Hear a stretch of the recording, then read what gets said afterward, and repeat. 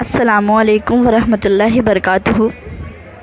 آج ہم ایک مشہور سائنسداں آئزیک نیوٹن اس کے بارے میں معلومات حاصل کریں گے۔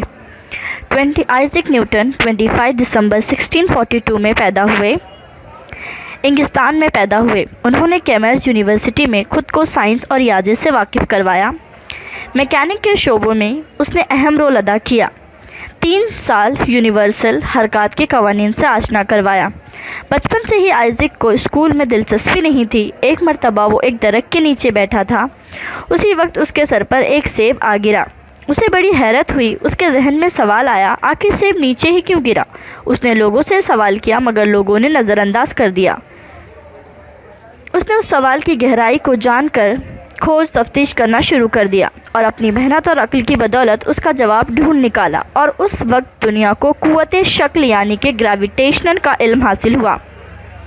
17ویں صدی یعنی کہ 17 صدی کے بیچ میں دوربین یعنی ٹیلیسکوپ کی ایجاد نے دنیا میں دھماکہ مچا دیا۔ دوربین کی مدد سے ہی گیلیلیو نے فلکیاتی یعنی آسمان کے بارے میں مزید معلومات حاصل کی۔ اسی علم کی فلکیات کو دنیا کا نیا رخ دیا۔ ایک اصول کے بنا پر بنیاد قائم ہوئی جسے حرکات کا پہلا قانون یعنی کہ نیوٹن کا فرسٹ لا کہتے ہیں۔ نیوٹن نے اس نظریے کو پیش کیا کہ حقیقت میں تمام سیارے سورج کے گرد گردش کرتے ہیں، نہ کہ زمین کے گرد۔ اس نے جدید سائنس کو ایک نیا رخ دیا جو آج بھی ہمارے یہاں پر جاری ہے۔ اپنی تحقیقات کو بنیادی نظریات کو 1669 تک واضح کر چکا تھا۔ مثلاً اس کی نظریات میں روشنی کی حیت سے متعلق تھے۔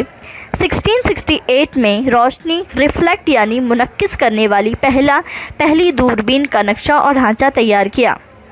یہ خاص طرح کی دوربین ہے جو آج بھی بڑی فلکیاتی مشاہدہ گاہوں میں استعمال ہوتی ہے۔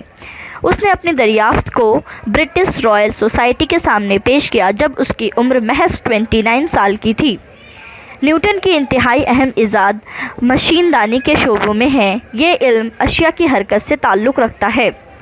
ہر جسم ہمہ وقت میں یعنی ایک ہی وقت میں بیرونی قوت کی ضد میں ہوتا ہے، جبکہ علم ساکن میں حرکات اہم سوال یہ ہے کہ کس طرح حرکت کرتے ہیں۔ اس مسئلے کو نیوٹن نے اپنی حرکات کے دوسرے قانون کی مدد سے حاصل کیا۔